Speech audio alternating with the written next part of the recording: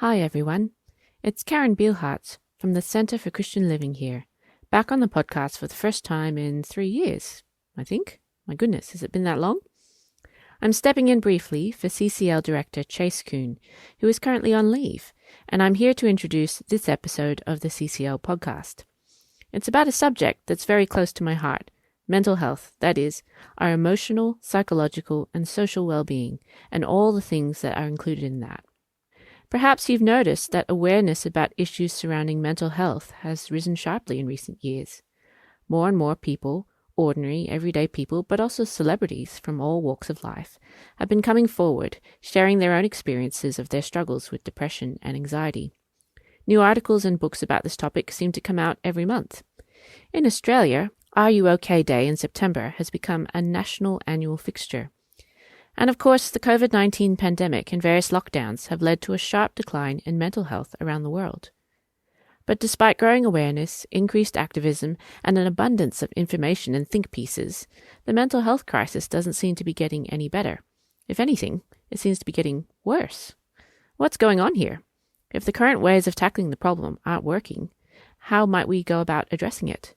Furthermore, how are we as Christians to think about mental health issues, and what role can we play as a community to help those who struggle? These are the things that we'll be discussing in this episode of the Centre for Christian Living podcast. Enjoy.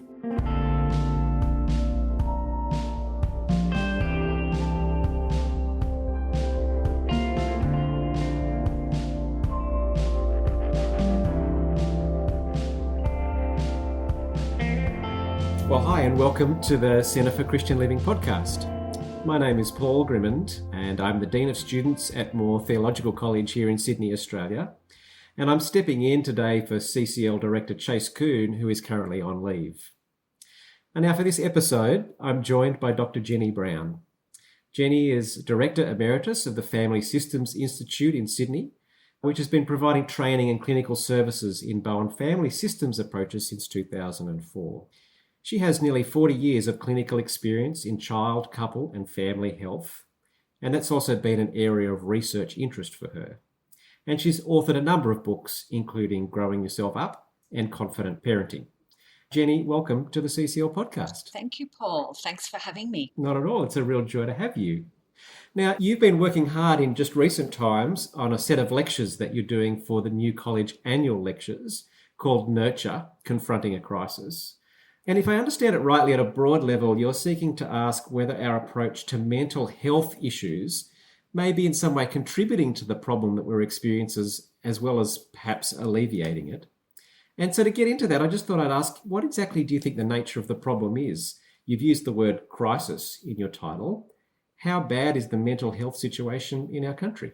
Wow, yeah, it's such a big question, and I humbly cautious taking this topic on because there are many people who are truly, genuinely suffering from the effects of heightened, sustained stress that presents itself in some debilitating symptoms. And certainly all the stats point to a crisis. A snowballing situation that during the pandemic has been amplified. The pandemic and lockdown hasn't created it. It's brought to the surface vulnerabilities that were already there and already burgeoning, really out of control. Just a couple of examples, Paul, from the literature. In just a decade prior to the pandemic, to 2017, there's a 13% rise in mental health conditions, substance use disorders, and children and adolescents. The stats are showing a 20% increase in mental health conditions over just that decade. And then the pandemic, it's accelerated even more. And people will have seen in the media the presentations of young people at emergency departments. Self-harm, particularly for young women and girls, but not exclusively so, is really ratcheting up. And emergency departments and colleagues of mine in psychiatry and mental health in this hospital system are really overloaded, overwhelmed. So that's a little bit of the backdrop to it. And what I'm doing in this series of lectures is just inviting people to be curious about the question, is the kind of help that's being provided, while clearly some of it is assisting and a lot of scientific research has gone into some areas of treatment, is it really the help that helps? Because we've been throwing in the last 50 years so many more resources at mental health treatment. But the evidence is not showing an improvement. It's showing a worsening. So I'm just opening up this question sensitively about, is the kind of nurture and the kind of help that's being medicalized, professionalized, is it truly the best match for this problem? Yeah. Now, I'll return to that in a minute. One of the things that I've heard people suggest is perhaps mental health issues were always there. It's just that they've been hidden under the carpet because of stigma and other social issues. And perhaps the changing attitude to mental health has allowed more of it to come out into the open. But it sounds to me, Jenny, like you're suggesting that that's not the only dynamic that's taking place. I think in looking carefully at the more recent literature, Paul, and preparing for this lecture series, it is very clear that this is much bigger than a removal of stigma. Yeah, right. Yeah, interesting. This is a bigger problem of vulnerability across the population. Some areas of the population more than others. I've already mentioned girls and young women, young parents, people with underlying vulnerabilities and high stress, such as our First Nations people, the impact of adversity and disenfranchisement. There are certain backdrop issues that render some parts of the population as struggling more than others. Yeah, it's very sad, isn't it? Now, Jenny, in your talks, you've chosen to particularly tackle this word nurture. Tell us a little bit about what you mean by nurture in a mental health context. Well, I think it is a word, it's a lovely word. It's a non-medicalized word. It's nicer than treatment, healing, fixing, and I am cautious of the implications of medicalized terms in the mental health field. Matters of the heart, mind, and soul are bigger than the classic medical area of a specialty like cardiology, even though our physical health is linked to our stress health. So the word nurture is much more humane and speaks to, if you look at the dictionary definition, it speaks to the kind of involvement that nurtures growth and development. And that's a different dynamic to a fixing focus of what kind of help enables a person to grow and develop utilizing the God-given resources that they have, rather than this idea of an external professional treatment. Just exploring that idea for a minute, you kind of said this is a problem in a sense that's been medicalized in some way in our community. And it sounds to me like you're arguing for a much more holistic understanding of what brings about things like anxiety and depression for people. What is it about the medicalization that's problematic, and what does it not acknowledge, I guess? Well, again, I am aware that many people have been helped by the improvements in psychopharmacology, medication, and results show, I've got a couple of results I brought along today, that certainly in looking at treatment of depression, 54% of adults show improvement after antidepressant medication. So I'm not saying that there isn't helpfulness from the science that's gone into the treatment of depression and anxiety, the biggest areas of mental health. But what you don't hear about is that in the stats, and one particular study, the same study, is showing that 53% of adults with untreated depression show improvement within a 12-month period. We don't have as much research into that, and the research dollars go into affirming where the money's going. And so when we don't have research into non-medicalized treatments, and that's an important thing to consider, the many ways that people improve their health and well-being in the context of community, family, church, nature, which we've appreciated during lockdown, haven't we? Just the health benefits of getting outside. And some of these things perhaps have much better efficacy than medicalized treatment in an area that has been increasingly professionalized. There are so many organizations now for mental health professionals. So these are the questions I'm putting out there for people to consider. Yeah. And one of my key areas, Paul, and it has been an area of research, is that the more we externalize help, the more we remove it from our own involvement and participation, the more helpless and dependent we can become as humans. So one of the issues of medicalization is that we feel intimidated by all of the knowledge. The 1990s is called the decade of the brain. Neuropsychology, huge. And the more you hear about our developing brain, the more you think, gosh, this is beyond me to help someone who might have a brain imbalance behind their mental health problems. So we're afraid of being a resource to those who are struggling and all too quickly send people off to external treatment. Is that the best pathway all the time? So if I hear you rightly, Jenny, you're saying that as a person encounters some of these difficulties, we've created a particular pathway that they will tend to walk down in terms of seeking help. But you're kind of asking whether there are broader things that might actually be, and I think you've used the word resources there. As I hear it, in a sense, there's resources at an individual level, resources at a family level, and resources at a community level. Is that a fair kind of thing? Talk to us a little bit about the individual resources and broader social relationships, I guess, as a set of resources. Well, I'm going to take a step back, Paul, and just do a mental health 101 and simplify it from this really complex medicalized mental health field. We're looking at dealing with the human stress response at its very basic level. Yep. That's the essence of understanding mental health, emotional health issues. We all have a stress response. When it becomes problematic is when our stress response, which naturally biologically should return to baseline after dealing with a period of challenge and adversity. In an anxious world, which we're in increasingly, our stress responses are not returning to baseline so readily.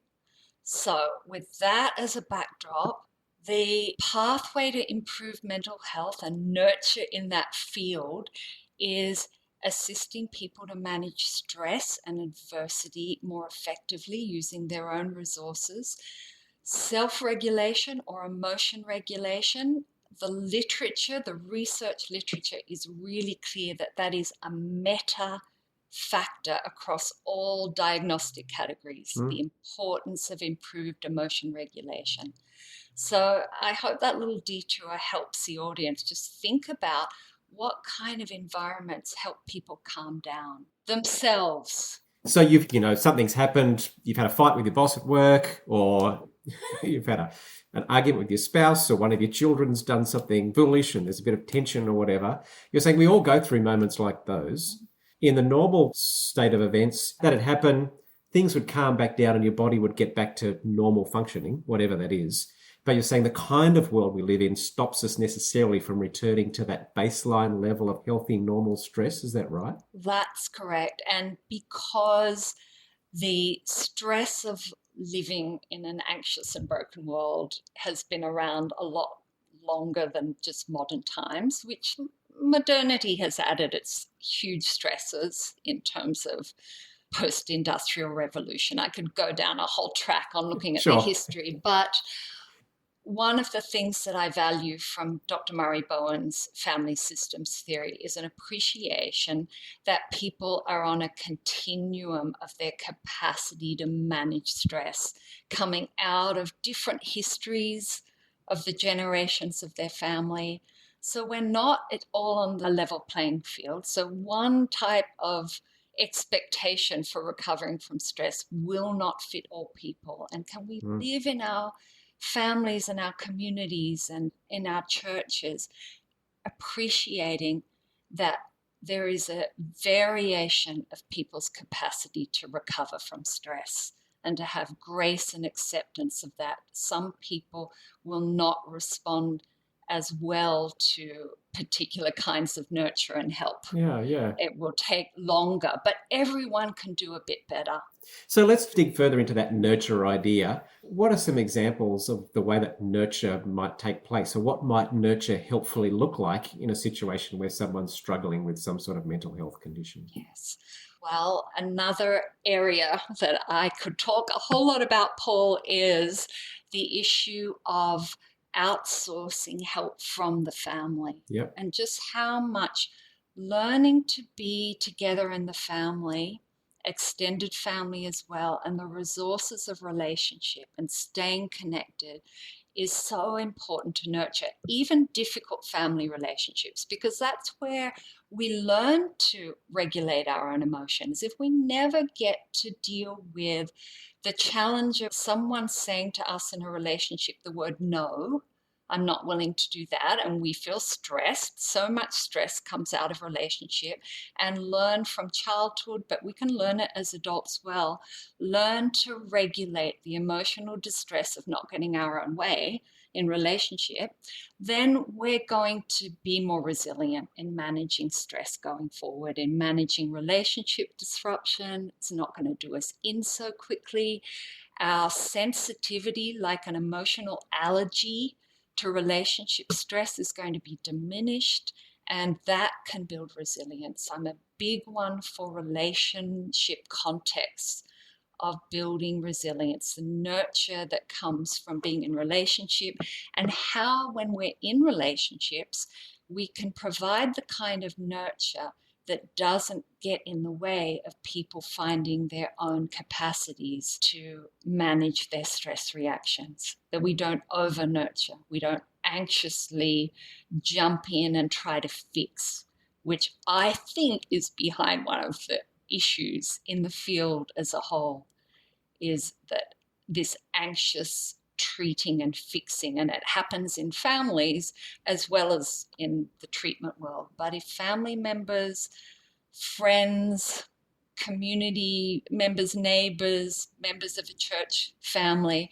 can learn to tolerate somebody struggling, walk beside them with patience, respect, and grace, be a resource, be in contact, be interested, be respectful, people will do better with that kind of side-by-side nurture, rather than, oh goodness, they've had a panic attack, we must quickly send them off to a mental health professional, rather than be able to let them talk about what's going on in their life, what went into the panic attack, what the broader context of life and relationships for a person, sharing our own struggles without telling another person how to fix theirs. That's a kind of side-by-side nurture that I think fear and anxiety in the realm of mental health is corroding in all parts of our community. So let me ask about that. When we find out that a family member is struggling with mental illness, particularly given the level at which our community has now started to speak about it and the relaxing of stigma and whatever, I mean, there are real fears there, right? Because it is incredibly debilitating for some people. Yes. And particularly, I mean, I know for some friends of mine, as they've experienced some of those symptoms themselves, their awareness that perhaps one of their parents and one of their grandparents had this, and they saw perhaps awful things have happened in their lives or difficult things have happened in their lives as a result of that. It's not unusual that our anxiety is going to be raised in the face of those things.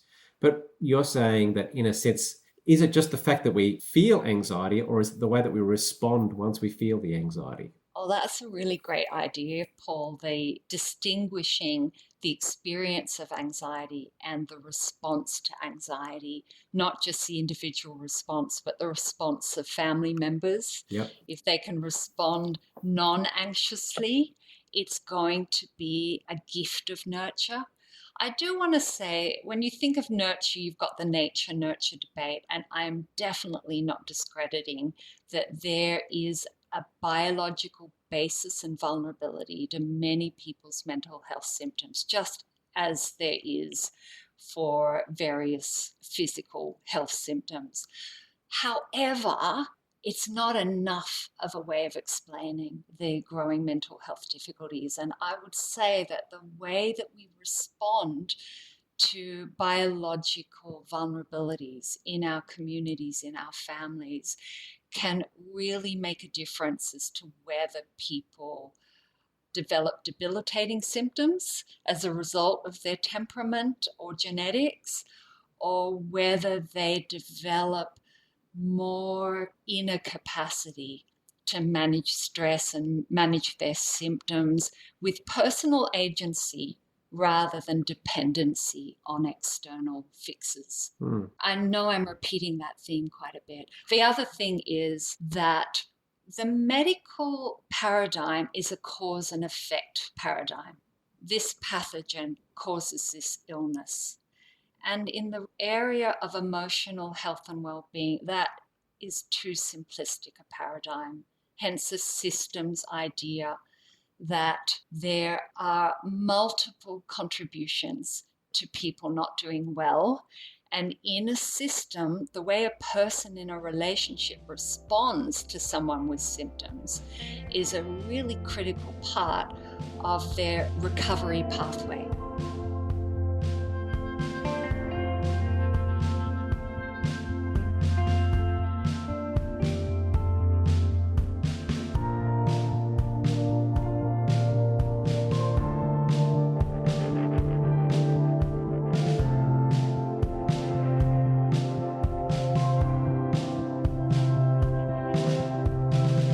As we take a break from our program, I'll have a few resources to bring to your attention for your own Christian growth.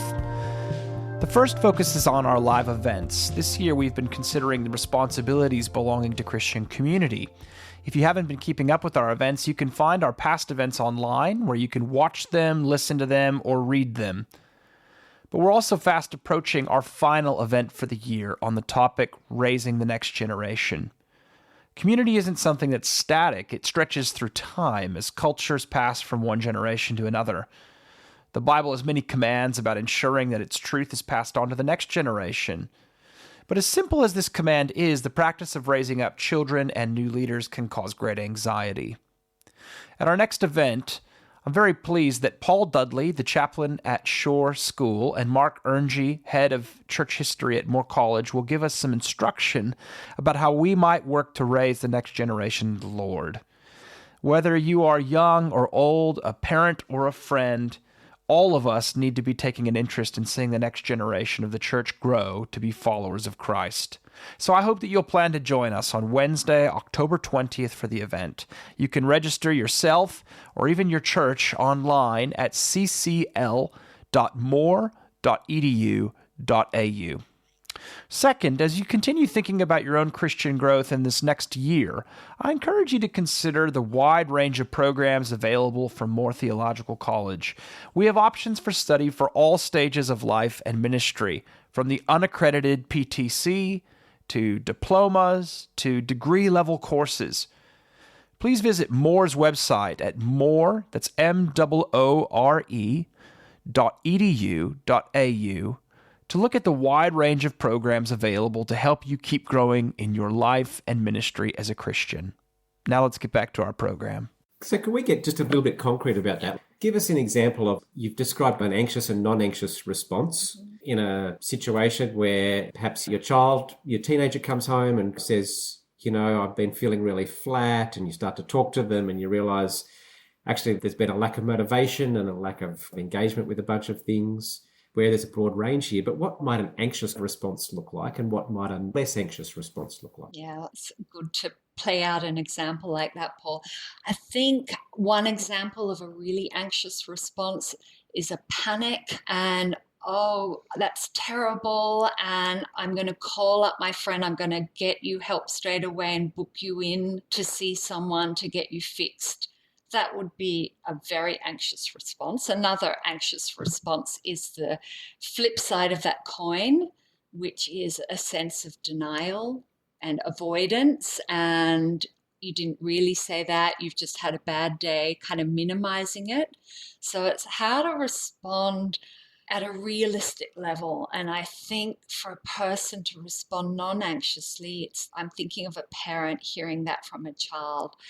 to take some deep breaths and start by saying, I'm just so glad that you could tell me this and you could share with me that things are going bad. I wonder how long you've been feeling that way. What's gotten in the way of you letting me know beforehand? Have you talked to anyone else about it? What do you think might be helpful right now? You've given me as a parent a lot to think about, and whether I've just been so caught up in my own stress lately that I haven't been as connected with you as I'd like to be. That would be an example of a non-anxious response.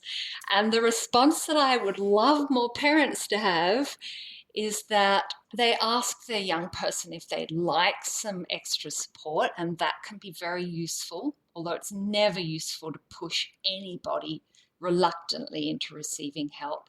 But if one member of a family, if a parent can go along and get their own help in understanding their interactions with their young person, looking for ways they can change the way they're relating that might not be helping their young person's development of self-regulation, emotion regulation, stress management, and the parent can make their own adjustments, that is such a gift to the struggling family member. Now, if I hear you right, Jenny, you're saying that nurture, in a sense, involves looking after yourself rather than the person that you've seen the symptoms in. At least that's what I think I've just heard you say. You could say it that way. Yeah, you start with self. That if the first stop, I mean, you often hear the metaphor of in a plane, loss of oxygen, you put your own mask on first before the child sitting with you. And it is a good metaphor.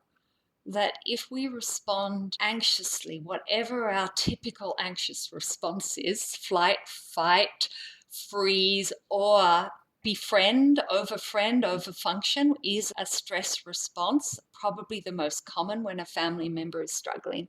So yeah, managing our own reactions, starting with self, is a real gift to nurturing the family. Yeah, wow. You've just talked a little bit about starting with self, and I know that you've used words like agency or letting the person have an ability to soothe themselves, calm themselves. There's a whole range of things like that. How do you start to fit that into your Christian framework? So I know that you're Christian and we have these ideals of self-sacrifice and laying down our life for others and doing things for other people. And yet you're saying that in many ways, the place to start is with me. Mm-hmm. Have you thought much about, sorry, that's not a fair question, I know you have, but like how do you hold those elements together in terms of thinking Christianly about these things? Yeah, it's such an important question, Paul. And I'm asked it all the time. And in writing a book like Growing Yourself Up, I was very concerned about what that title implies, the idea that we can rescue ourselves. When as a Christian, I just know the limits of rescuing self. We just can't really make much progress. And I'm often asked, isn't this focus on working on our own reactions a selfish focus? And it could be. Indeed, it could be. If it was just with a motivation to, I want to improve my own health so I'm more robust, and that's all I care about, even though that's not a bad thing to aim for. But if it doesn't include, and this is why I put the important second part of the book title, how am I serving others? How am I loving others? Which is how can I bring my best to my relationships? It is an act of service to manage self more responsibly. But I do like in Bowen Theory and Christian Ministry, the compilation book that I've been involved in, I've written in the introduction the notion that Jerry Bridges talks about of dependent responsibility, which I do like. It just recognizing our dependency on our Father God, and that we're not doing life in our own strength and we shouldn't. That leads to self-righteousness or despair. But we have a responsibility to take the situation that we've been granted in life and manage it with our own resources, be good stewards of our caretaking. in our lives and in our relationships. That's how I've played it out over time. That's really helpful, Jane. As you've spoken, it just reminds me of those little verses at the start of Galatians chapter 6 where we're encouraged to carry each other's burdens, and at the same time there's a responsibility to carry our own burdens. We're not to expect other people to solve or sort our problems out, but we are encouraged to look outside of ourselves to work out how to love and care for those around about us. But it's interesting, as you spoke about resources before. There are resources that we have as Christians and as people living in families and communities. What are those resources? Well, they're certainly living in family and community and being part of the family of God, the body of Christ. There are wonderful resources. God, He's a relational, Trinitarian God. He knows we need each other to do well and to flourish. You add anxiety to those communities and they get in the way of flourishing. Yeah. But there is good research out there. You would be aware of it, I'm sure, Paul, and many listeners, that the mental health of people who are part of a supportive church community is better. It does have benefits if it is a supportive community. Anxious communities, whether they're in church or in society, have a whole set of snowballing ramifications that make it harder for people to flourish. So those patterns creep into our churches. But we have an offering of deep personal nurture in Christ beyond anything that professionals and secular psychology or our own wisdom in our own strength can offer.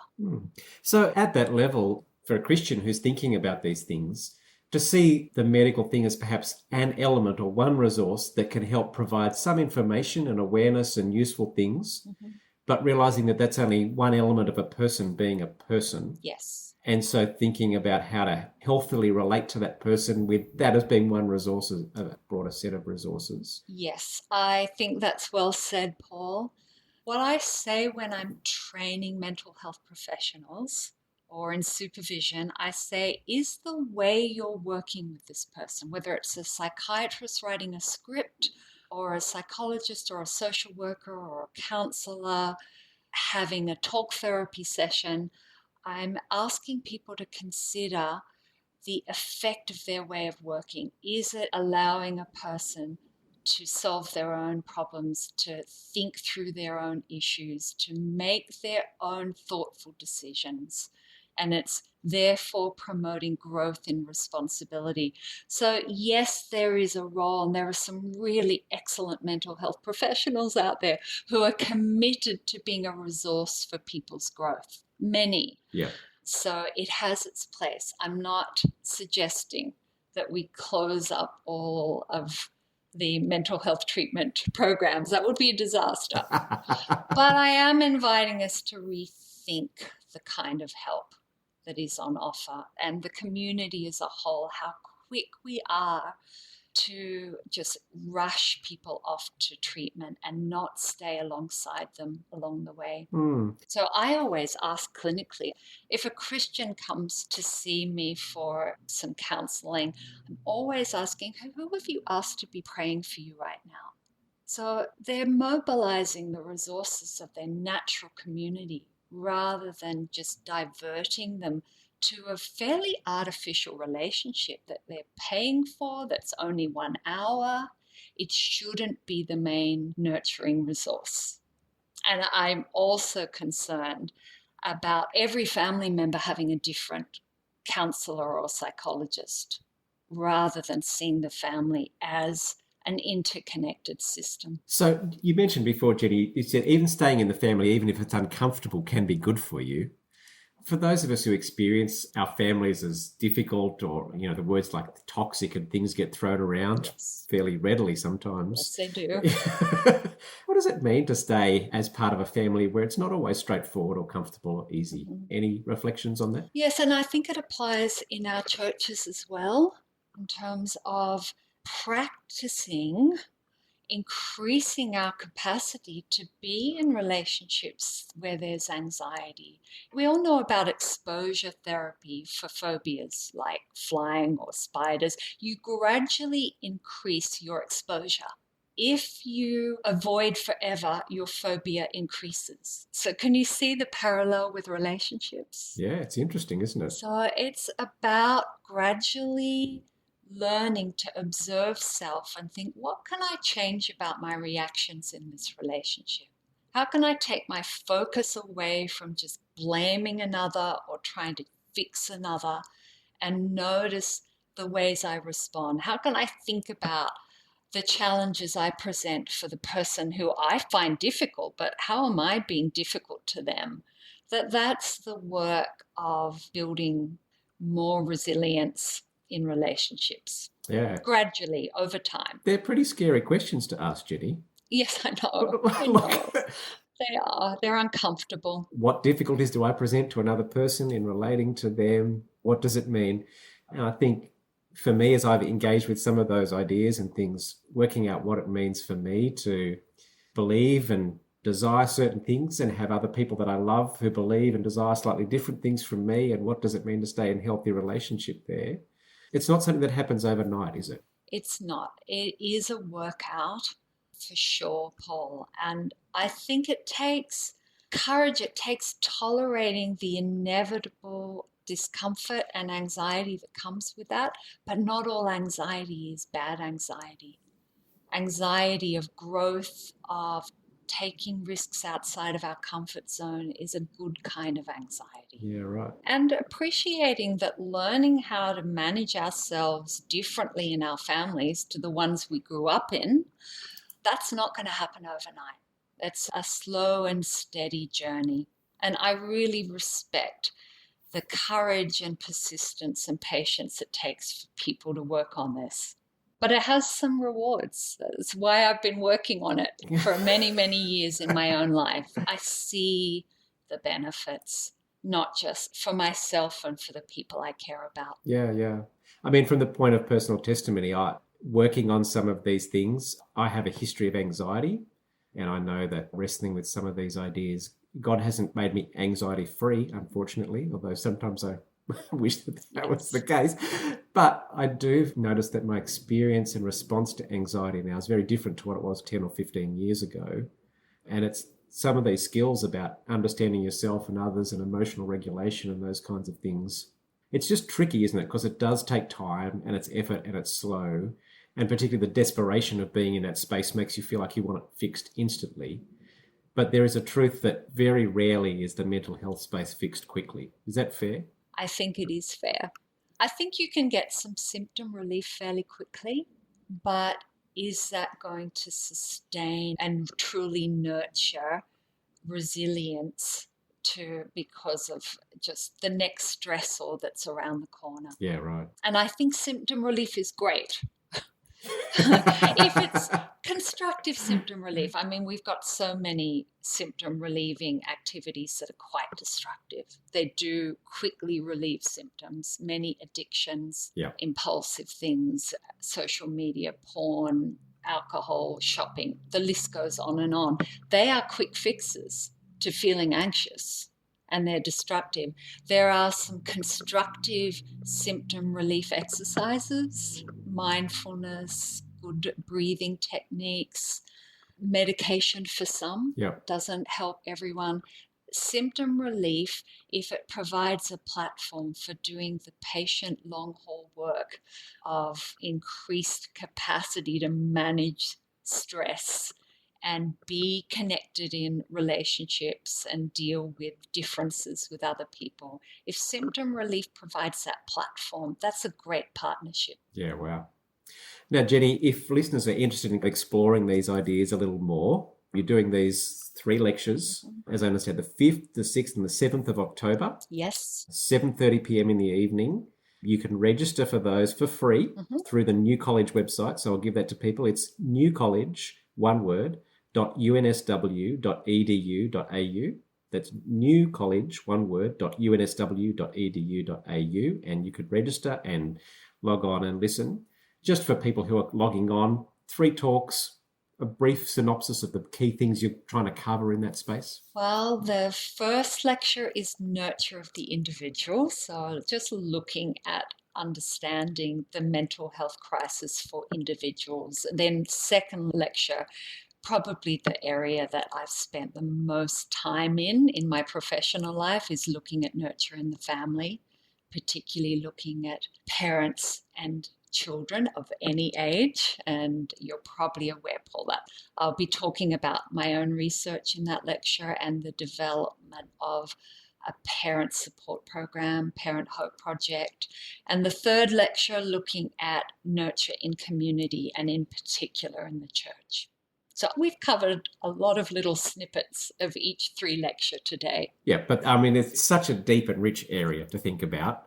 And that would be just a wonderful resource for anybody who want to explore any of these ideas further and chew on them and to push further in that pathway. Yes. Yeah. It's been a gift to prepare for these lectures. It's taken me deeper into looking at broader literature and really asking a lot of hard questions about this particular shadow pandemic we're in the mental health crisis. Jenny, can I say thank you so much for your time today? It's been a real joy to sit and listen and share in some of your wisdom and reflect and think on what you've been saying. And we're praying that God works deeply through these lectures, but also through your ongoing work and ministry with people. But thank you very much for your time. Yeah, my pleasure.